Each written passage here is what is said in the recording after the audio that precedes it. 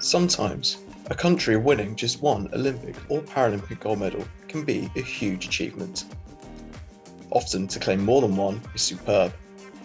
To take multiple titles in one sport is stunning. But to dominate a sport and claim a clean sweep of gold medals?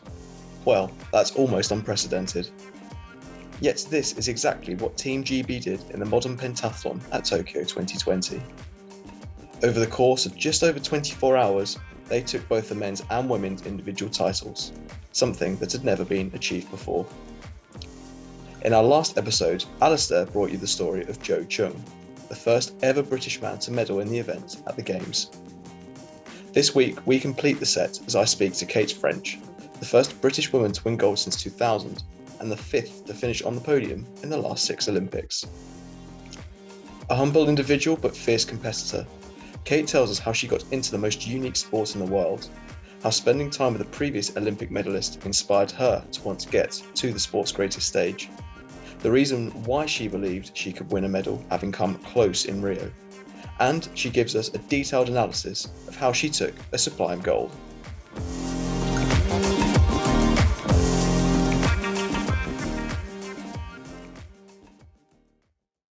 So, welcome listeners to the second part of our Modern Pentathlon doubleheader, and I'm delighted to say that joining me today is Olympic gold medalist Kate French. Welcome to the show, Kate.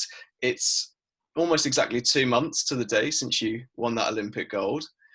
How does it feel when people say to you those words, "You are an Olympic champion"? Has it sunk in yet?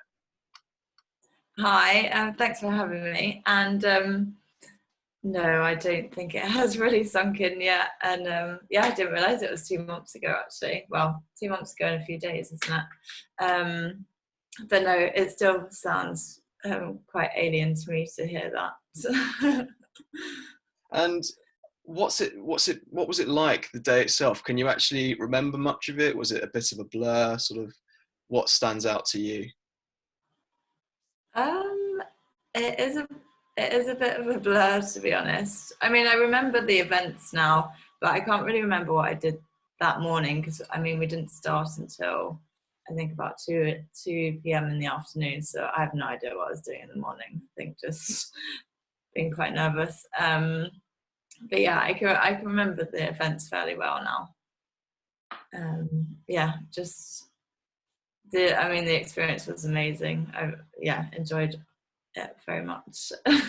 And we'll come back to the actual day itself and the competition as the podcast progresses. But I guess sort of first of all, what have the last 8 weeks or so been like for you, coming back home, an Olympic champion? Sort of what have you been up to since then? And I guess you must have been pretty busy with various appearances and interviews like this and everything like that. The first few weeks back were crazy. I don't think I really expected it to be so busy and to have so many people reaching out, really. But I mean, coming home to my family and friends was really special. Obviously, they weren't able to be out there. It was so nice coming home and seeing them and being able to celebrate with everyone. And just hearing the stories of them all watching, which I really enjoyed hearing. Just quite a lot of media stuff, which I'm not really very used to. And then finally managed to get away on a little holiday. So that was a nice break. You mentioned there your family watching from home. I guess very different experience to what they may have been used to throughout your career. Probably a lot of them spend a lot of time watching. How did they find it, having to do the same as the rest of us and watch you on a screen from thousands of miles away in a different time zone? I think they found it quite stressful, actually. They quite a lot of them came out to Rio, which is really special. And my husband and auntie and mum have been up to a few competitions as well over the years. So I think they really, really wish they could have been there. but yeah, I had to deal with being at home and dealing with Wi-Fi issues and all that. So yeah, they found it hard, but I think they really enjoyed watching as well, and been able to celebrate together as well after. And I read somewhere that your dad has actually named a crop sprayer after you as well, or in your honour, is that right? Oh gosh, I think everyone's heard this now. Yes, he did. I mean, he's a farmer, and this sprayer arrived the morning I was competing, so he thought it was a great idea to name it Tokyo. I mean, being from Kent myself and playing cricket not too far away from where you grew up, that story has certainly done the rounds quite a bit, and there's a lot really? of pride down in Kent as well. So that's yeah, I have had quite a few comments about it. Home for you is now in Chapmanslade in Wiltshire, and I believe they put on quite a nice sort of welcome home party for you as well. Is that right? Yes, yeah. So we only moved here end of April.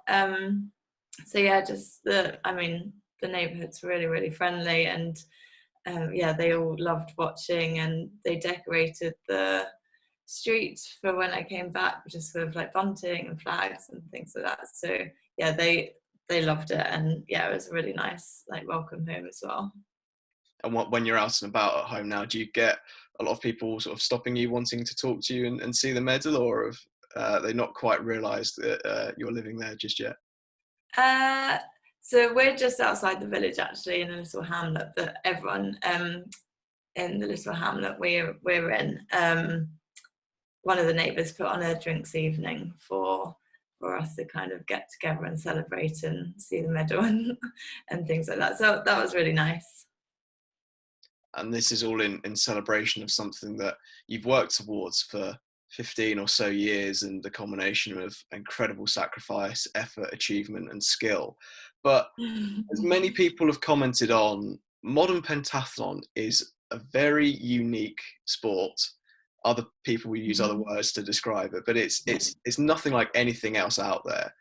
How do you get into it? Is it a case of sort of excelling at one or two of the events that are involved, and then sort of someone saying, oh, why don't you try this? Or I guess sort of what was your path into the sport? So I mean, there's a lot of different routes into it with 5 sports, so you can come in from any of those 5 sports really. But I came through the pony club and schools biathlons, really, kind of a mixture of both. I grew up riding and did pony club tetrathlons, so that's riding, swimming, shooting and running. So I could actually do 4 of the sports already, and did a few schools biathlons as well. And pentathlon has been in the family a little bit before, with my dad's side doing it when they were younger. So yeah, I knew about it, and yeah, I think just really intrigued with, we obviously loved riding when we were little, and just wanted to give riding a strange horse a go when we were younger. So yeah, just gave it a go. But didn't really get serious until I was about 15, 16. That's an element, something we'll come back to a bit later as well, but the element of the riding an unknown horse is again something that you just don't see anywhere else. You came through and you had that riding ability, and that's how you got into pentathlon. Was there ever a thought you'd go into other equestrian events as well, or were you very much sort of hooked on pentathlon and tetrathlons and things like that? Yeah, I seem to go down the pentathlon route, whereas my sisters seem to go down more the riding route. So yeah, we kind of split. But yeah, I loved all sports, so I think the multidisciplines suited me. And yeah, just really loved pentathlon and the diversity of it, and just that anything can happen during the day. It's just it's a real challenge kind of getting that balance across all 5 sports as well. I think that's what I really enjoyed about it. Speaking to Joe last week, he sort of made the comment about how there are athletes out there who have some really, really strong events and then some events that are a little bit weaker. But looking at your scores, your consistency levels across all the events are like, it's so impressive. And if you actually go onto the Pentathlon GB website, I think they describe you straight off the bat as like one of the most consistent performers out there. And I guess, is that something that you really take pride in, is that you're so skilled and so disciplined across all 5 sports that, you know, if maybe you do have a slightly bad round at one, you know, you can make it up in the others? I think that's just come from experience, really. I wouldn't say I've ever really excelled in one of them. I'm just more of an all-round athlete.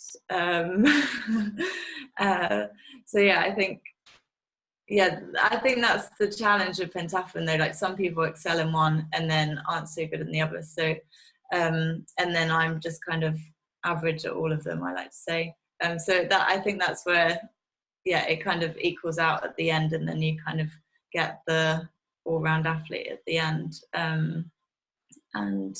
But I mean, there's just, like, my swimming, I would say, was my weakest, and it still is my weakest. So that's one I've had to work slightly harder on to kind of get it to balance out a bit. But yeah, I think, I mean, I've been doing pentathlon a long time now, so I think just the experience and has, yeah, just helped with that.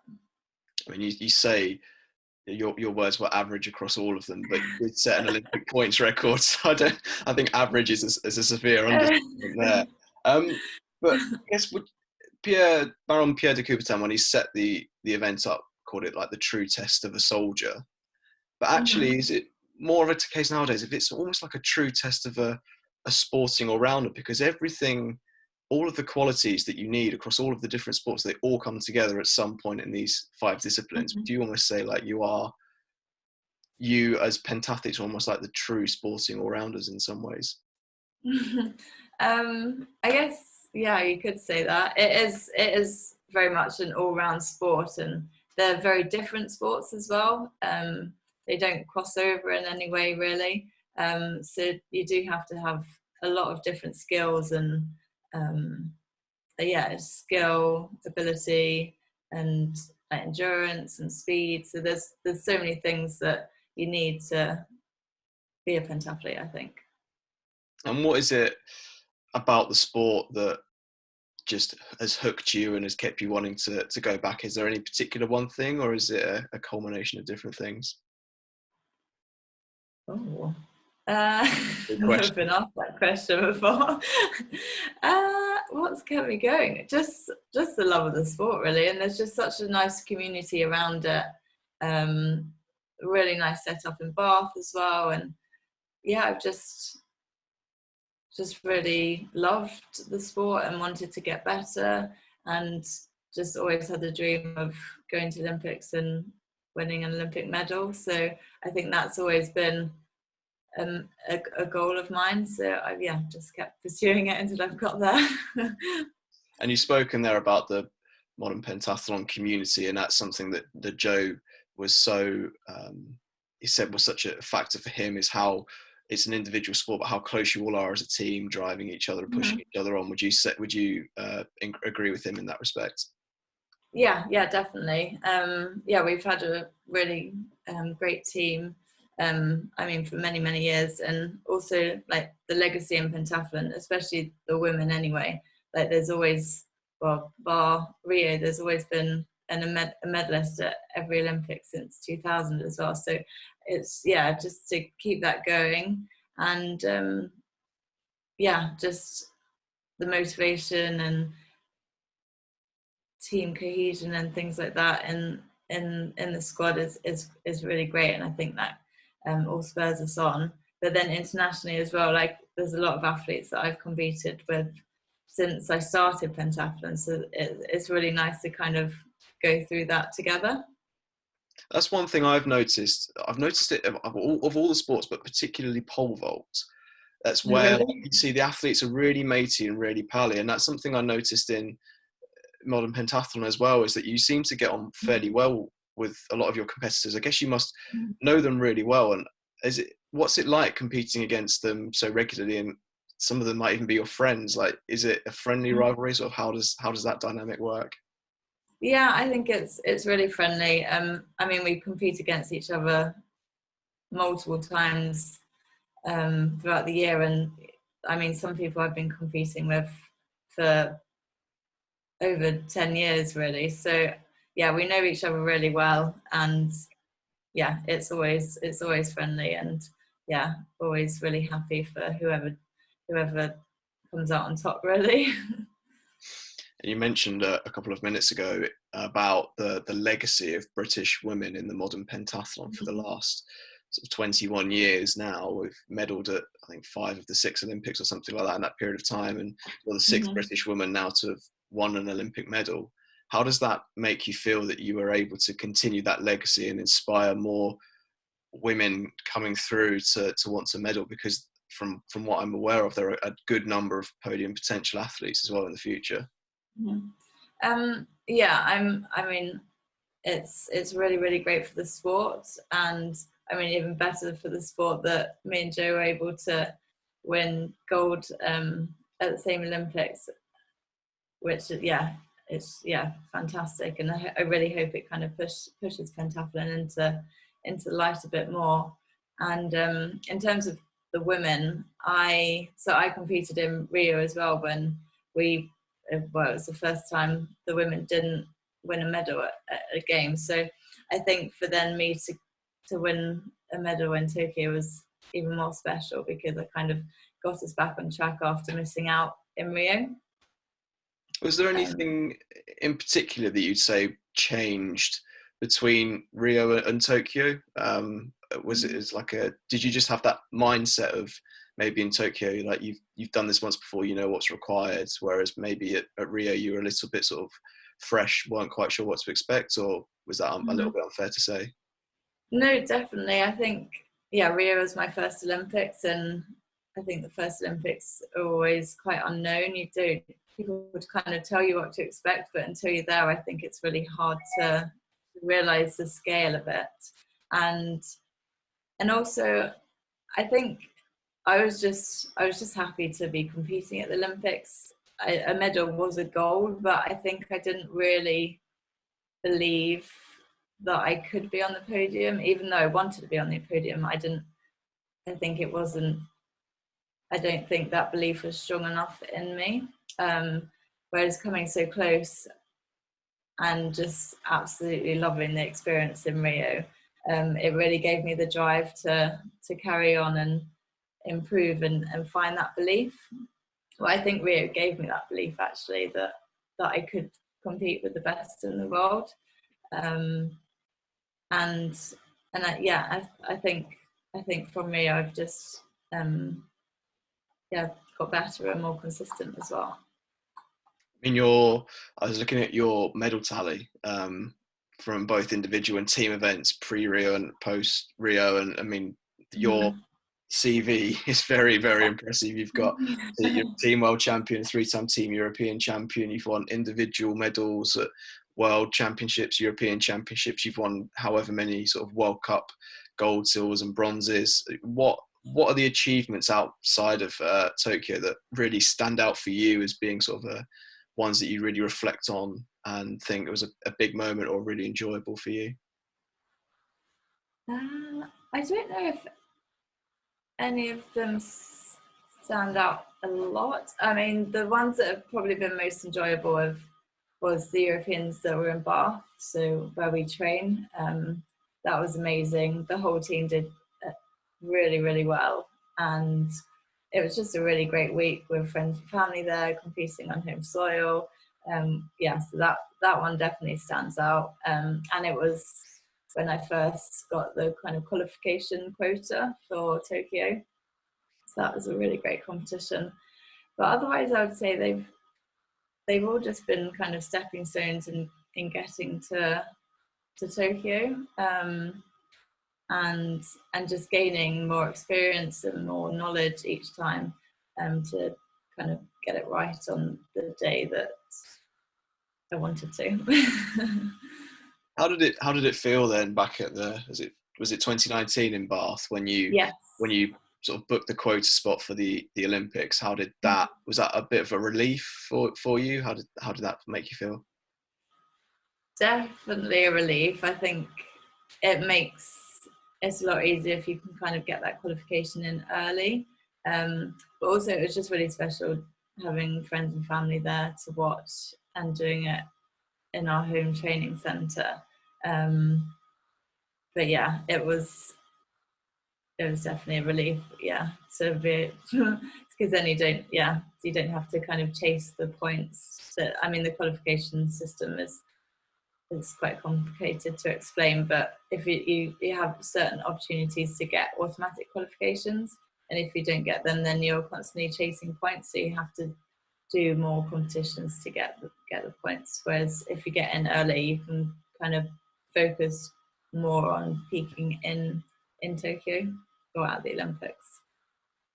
And I guess something you alluded to earlier, those championships taking place in Bath on home soil, having family there, that must give the sort of the memories that bit more of a special feeling, because there was the British crowd cheering for you, which I guess maybe you haven't had too much of an experience of at sort of major events.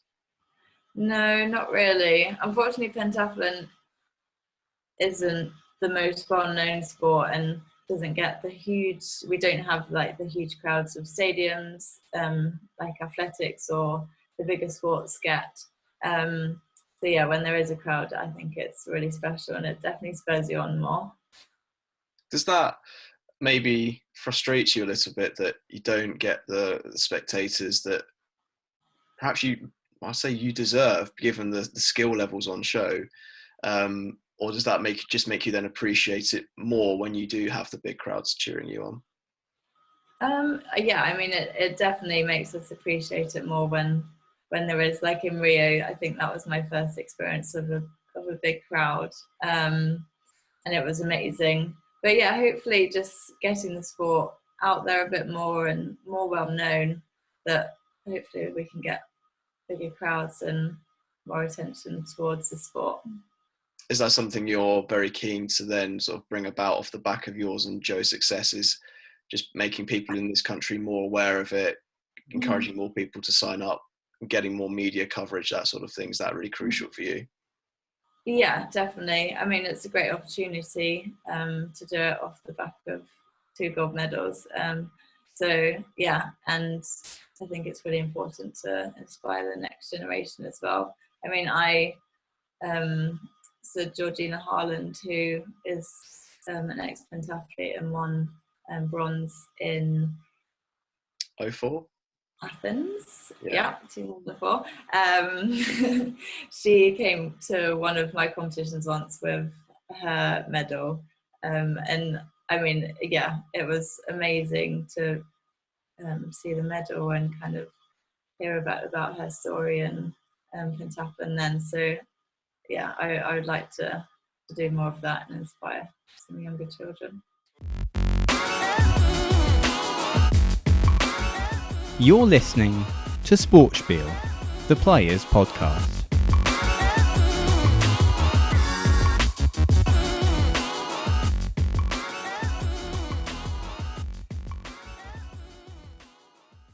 You mentioned competing in Rio, probably one of the first times you competed in front of a big crowd. Did you have to do sort of specific like preparation for that, so you were used to it, or did it come a bit of as a bit of a shock? Sort of how did you feel going into that? Yeah, so I worked a lot with my psychologist, and we kind of I can't really remember what preparation we did for Rio, to be honest, but we did things to kind of, so I knew how to deal with like the noise and the big crowds and things like that. And I think it still was quite a shock. And then, yeah, I think just with experience as well, I've got more used to it and just got kind of my routines and my plans more in detail, so I can deal with it more when I'm kind of under higher pressure as well. Mentioning routines and plans, and it's been the hot topic of the last 18 months. I was unfortunately I've got sort of come round to it, but everything was thrown out of the window. March last year, postponement of the Olympics, lockdowns. I guess from your perspective, certain elements of pentathlon you could continue running, but how difficult was it to sort of adapt and change habits and routines when, you know, we really couldn't get out and about? It was, yeah, it was really tricky. I'm trying to think back. Like at first, it was just panic because the Olympics hadn't been postponed yet when lockdown first happened. So it was just, yeah, I think we all rushed into the training centre to try and grab as much equipment as we could to be able to do some training at home. But then once the Olympics were cancelled, I think it was just a bit of relief that, well, not cancelled, but postponed, just a bit of relief that we had more time. And I think then I just kind of tried to relax, and I didn't actually do too much. Well, I didn't do any training really. I just tried to stay fit. And yeah, carried on running, got really into cycling. I really loved cycling, especially with the quiet roads. It was amazing. And yeah, just tried to enjoy, well, I was going to say enjoy it, but enjoy the rest, I should say. Not enjoy lockdown, but yeah, enjoy the rest and actually use that time to rest, because it was obviously gonna, we weren't going to get much rest once we got back to training. But then we were really lucky once we got back to training that we could kind of train through the next few lockdowns. So yeah, we had, I think, 4 months off.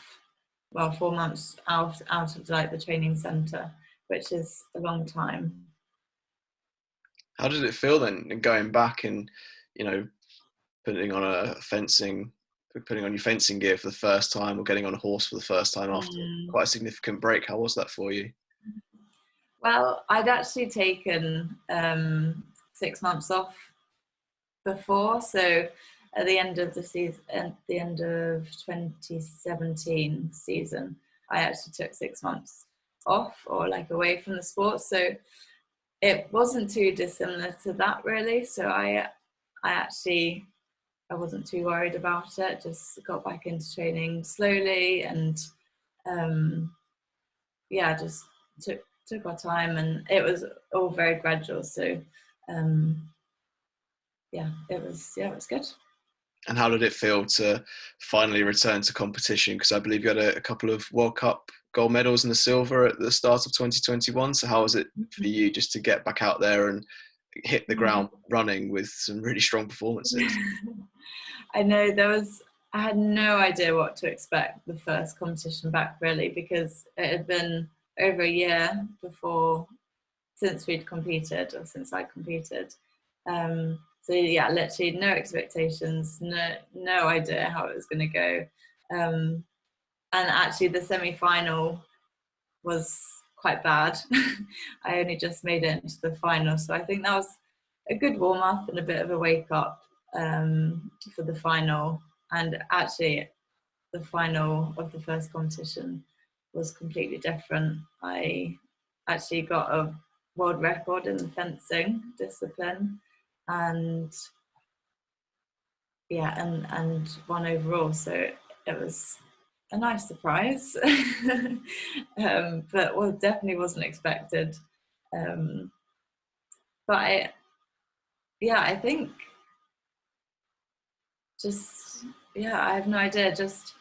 I think the team coming together, and it was really, really hard. Like when we got back into training, but like motivation wise, but I think we just had a really strong team, and I think it was the first time as well that we hadn't ever been away on training camps or anything, which is a bit of a disadvantage, but also I think it is a bit of an advantage because it was just a solid training block. We never got interrupted with travel or anything like that. So yeah, it was a very different preparation.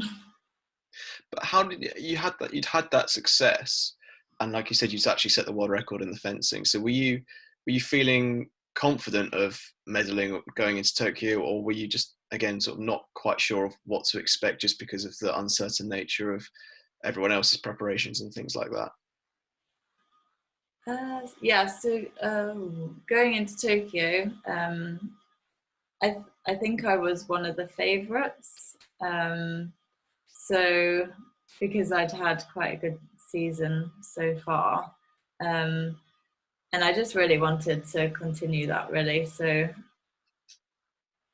yeah, it was a challenge, but I knew I was definitely in contention if I kind of stuck to what I'd been doing the rest of the season and just stuck to my plan, kept my head straight, all those things.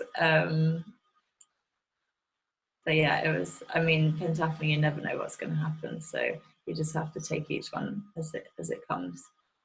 And that tag of being one of the favourites, is that something you relished and sort of thrived off, or is that something you tried to put at the back of your mind, or were you just not overly bothered by it? I think I tried to put it at the back of my mind. Yeah, I don't really like the limelight or anything like that. So yeah, I try and forget about that.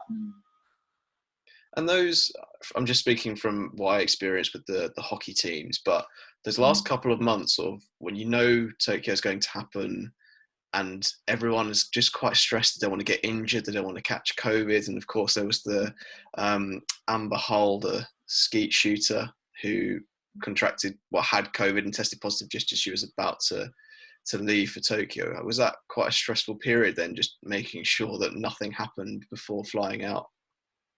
It was really stressful, and I think come when we actually got to the competition, it was just like, thank goodness we're actually here on the start line, healthy, in one piece. So yeah, it was definitely the most stressful part of the build up to the Olympics, was actually just getting on that plane healthy.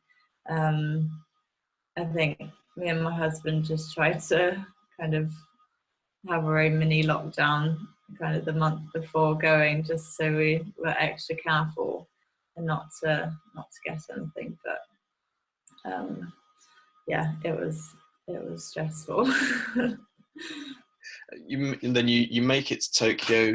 You've arrived. I think you arrived sort of as the sort of first competitions are just getting underway. And what's it like? Because from what I sort of remember of modern pentathlons, they quite often seem to fall at the end of the Olympic competition, but you're out there for quite a long period of time. And I guess, are you watching what's going on? Are you sort of aware of the success of Team GB? Sort of how do you get through those first few days before you compete? I actually watched the opening ceremony at home, so it was really weird watching it at home, knowing that we were going to be out there in a few days. But yeah, I loved watching. I watched as much as I could anyway of the Olympics, and yeah, it was really inspiring watching all the athletes doing so well at the beginning, and yeah, I wanted to get started when we were there, really. Just watching everyone makes you want to compete sooner.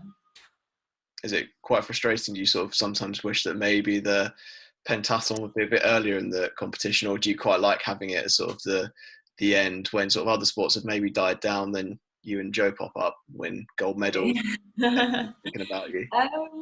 I've not really thought about it before, really. Just pentathlon's always been at the end, so yeah, just have to get used to that, really. The only thing with it being at the end, but although it didn't make a difference in Tokyo, really, whereas if you're at the beginning, you've obviously got more time to kind of enjoy the village and the city and things like that, because you're obviously not preparing for the competition anymore, and you can celebrate and things like that. Whereas when you're at the end, you're trying not to get too distracted and obviously keep rested for the competition. So yeah, there's pros and cons.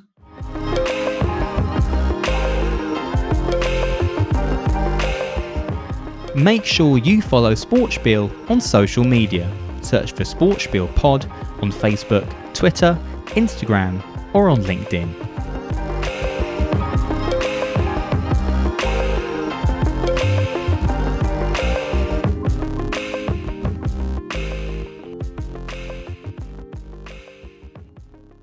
And the day arrives, and the day of your competition, and obviously pentathlon had changed from what had previously been a 2-day event to now a 1-day event.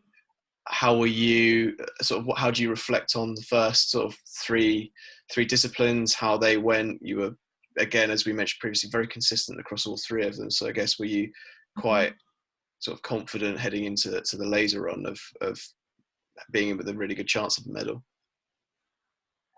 So the main fence was actually the day before, and that hadn't gone as well as I hoped, really. I was a little bit frustrated at that, but I knew I was still kind of up there.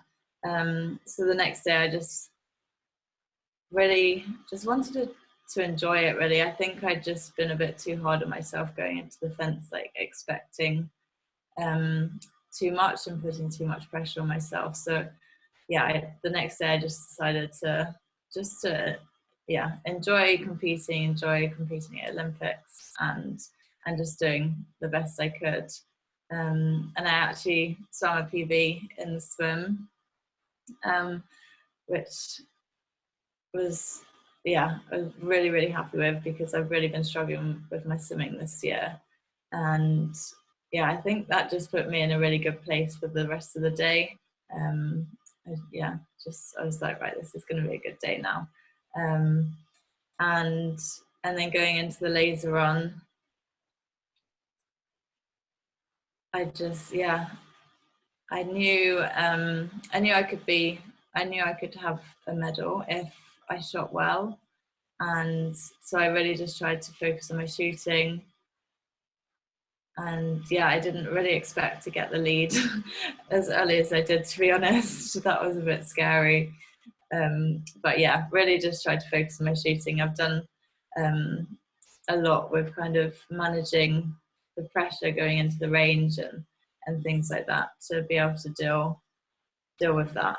And managed. I was really, really, really pleased with my shooting. Managed to do that well. And when I finished my last shoot, I was just like, just run.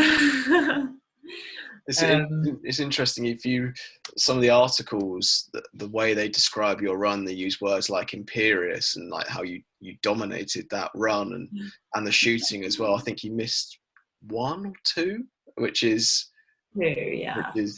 like, from someone who has no aim, is unbelievable. But you were 15 seconds behind, but you found yourself ahead sort of near the end of the first lap, start of the second lap, and then you were leading. And I guess you sort of mentioned it was a bit of a surprise. But were you more comfortable being out front and having people chasing you, or would you have rather sort of still been tracking others? I don't know. To be honest, during the race, I was just focusing on shooting, and I wasn't too aware of what was going on around me. I did know that the Lithuanian that got the silver medal, I did know she was chasing. She's a very fast runner. I did notice she was catching, and I was like, just shoot well. And so other than that, I wasn't too aware of what was going on. But I knew if I shot well, I'd be in with a chance. So that was all I was focused on, really. But I think a lot of people have said that I looked very focused and a bit scary in the run. Just because I was concentrating so hard. You look like you were completely in the zone, and that's exactly what you needed. But the awareness thing you mentioned there is something I'm very intrigued by, because the laser run, you're all competing at the same time, but there are other events during the day, in particular the show jumping, where it's almost like 1 or 2 at a time. Are you watching those other athletes doing their thing, or are you focusing on just you and not worry? And sort of, I guess, are you aware of how other people are doing? Not particularly. I try not to follow too much. I will often watch our teammates in the other events if it fits in with kind of what I'm doing. And yeah, I didn't watch any of the swim or any of the other swim heats. I did watch my teammate Joe Muir ride, and I watched the lady ride my horse that was in the first round, so I watched that. But other than that, I didn't see anything, which I'm quite glad about, because it was quite eventful. And yeah, just try and focus on kind of what I'm doing. I mean, you can't really change how everyone else is doing. You've just got to focus on yourself, really. You mentioned there it was quite an eventful show jumping round, and made the what happened with the German rider in particular, who was leading at the time, made real headlines. Is that so? Were you completely sort of unaware of the difficulties that the other riders had faced? Yes, yeah, I was. When the rides that I actually saw go round, they were fine. Like Joe had a lovely round, and just watched a few either side of her, and they were fine. And yeah, so other than that, I didn't see anything, which I'm quite pleased about, because I mean, good friends of Annika, so I'm quite glad I didn't see what had happened to her before going into the laser run. You've obviously done this hundreds, if not thousands of times, but for someone from outside the sport, it's such a unique thing that you have 20 minutes to make friends with this horse, and sort of, and anything can happen. Do you ever get sort of nervous about, well, what if this horse doesn't like me? Or are you just so confident in your abilities as a rider that you know that any horse you can get round and make friends with? Yeah, I think that's just part of the challenge, to be able to adapt to ride different horses. And we also got a really fantastic riding instructor who comes out to competitions with us. So she's there to help as well, and she'll watch the test round. So the horses all have to do a test round to make sure that they're capable of getting around the course. So she'll see how they're getting ridden on that test round, and kind of feedback to us. Yeah, and then you just have to kind of trust your instinct and trust Jabina, our riding instructor, and trust our ability. But it can be really challenging.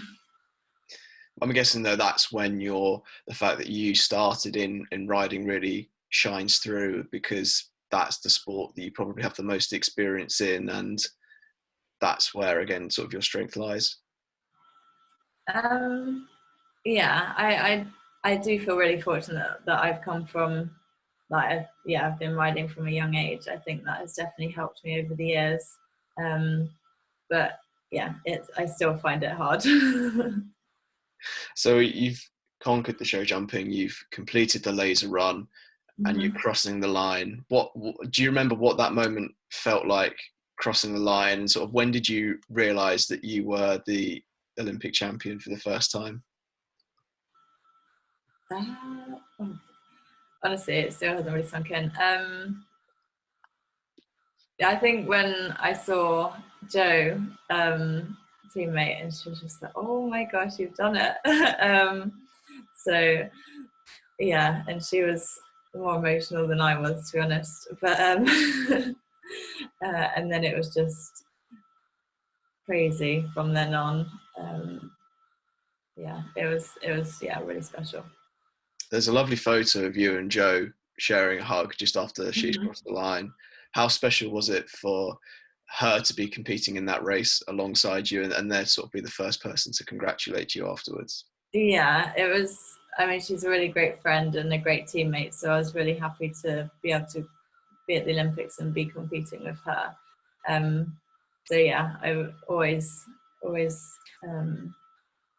say well done to each other at the end, and a big hug. So it was really special. And I know there were no people in the crowd, but standing there on the podium, medal, national anthem, how did that feel for you? So it was really special. So a lot of like our coaches and some of the sports staff and a few other British people that were out there were kind of in front of the podium. So it was really nice to have a few people there. But I always find the podium kind of amazing, but I'm quite a shy person as well, so I often find it a little bit awkward as well. But it was amazing, and to hear the national anthem as well is really special, and I think I appreciate it more every time I hear it. And that was the first of 2 days in which it was played, because next day you were watching Joe. Yeah. Like, how was that for you, sort of sitting there watching a friend, a teammate, emulate what you'd done the day before and make it a clean sweep for Great Britain? Oh, it was amazing. I was so happy for Joe, and I mean, from the beginning I knew he was going to win, to be honest. But to win 2 gold medals in pentathlon was just amazing, and I still can't believe it now. And I'm just really proud to be a part of it. Do you think there is a particular reason as to why we are so good as a nation at this sport, or is it just a combination of really talented athletes and a good setup, or is it something in the water over here? I think we've got a really good setup in Bath. I mean, we can do almost everything in one place there, everything bar the riding. And I think just over the years, just having from the beginning really people doing so well, it kind of inspires and kind of you set that high standard. Everyone wants to kind of reach that high standard and keep improving from there, and just having some really fantastic coaches as well over the years. I think just a really kind of good team setup, and I think just the great results, everyone kind of, it just spurs everyone on and pushes everyone on. I'd say that. And there's only 3 years now until the next games, so a little bit less time to prepare. But then also you've had that extra year to prepare for this one. Some new talent has sort of been able to come through. Sort of, how strong a position do you think that Pentathlon GB is going ahead through the next Olympic cycle? I think it's really strong. We've got some really great younger athletes coming up, and hopefully mine and Joe's medals has kind of spurred people on and motivated people to kind of be in that position at the next Olympics. Well, I might carry on yet, but we'll see. It's going to be my next question. It's only a couple of months, but have you had a chance to think about what you might do? Because I mean, Joe, for the short term, he's going to just go and do some fencing competitions and things like that. Have you got anything sort of planned in the short term, or are you just going to enjoy a little bit of downtime? Short term, I'm just going to enjoy this break and kind of enjoy the medal and the moment, and get back into training slowly and see what comes from there. Really, the pentathlon's changing slightly, so I think that's going to be a factor as to whether I carry on or not. It's probably another question you were going to anticipate coming from me, but there's this point. I mean, I'm a purist and I love sport in their original format. So I love long form cricket, test matches, that sort of thing. And I mean, I love the pentathlon being over 2 days, and I really enjoyed it over 1 day, but it's conditioning it down into 90 minutes now. Is that like going to be a drastic, radical sort of overhaul in the way you train, or is it actually not quite as sort of radical as the actual timing suggests? You won't have to train too differently? To be honest, I don't really know what to expect. I haven't given it a go yet, and I don't think many people have really. So I think there's going to be a lot of learning and kind of trial and error and things like that over the next year or so. But hopefully I can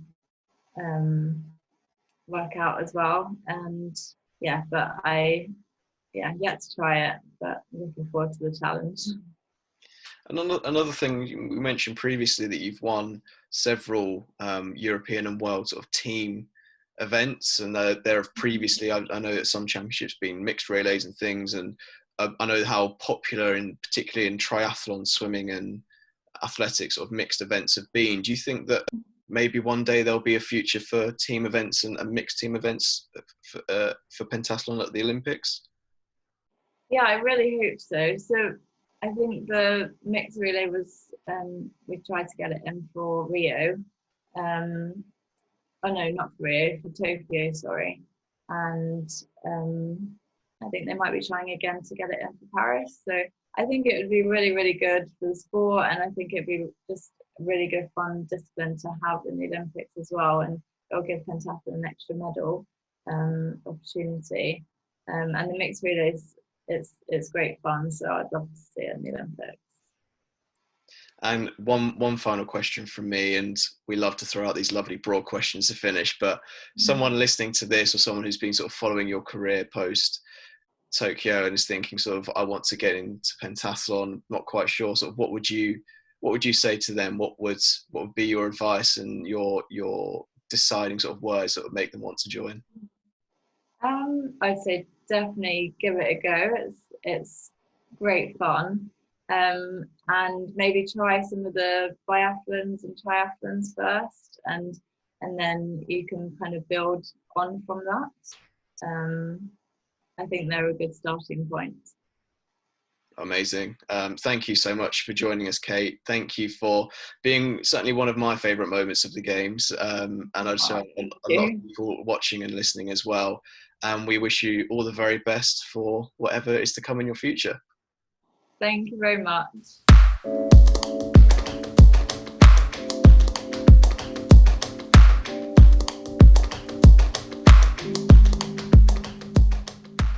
Many thanks to Kate for such an insightful interview. Having watched every moment of the show jumping and the laser run, it was certainly one of my highlights of Tokyo, and it really was a pleasure to talk to her. A big thank you also to Pentathlon GB for helping us to organise the interview and for supplying us with the photos. And finally, a thank you to you for listening, and please remember to like, rate and subscribe to SportSpiel on all of your usual podcast providers. You can also follow us across social media using the handle @SportSpielPod, and we'll be back with yet another gold medalist from Tokyo in a fortnight, so make sure you keep your eyes and ears peeled for that episode 2.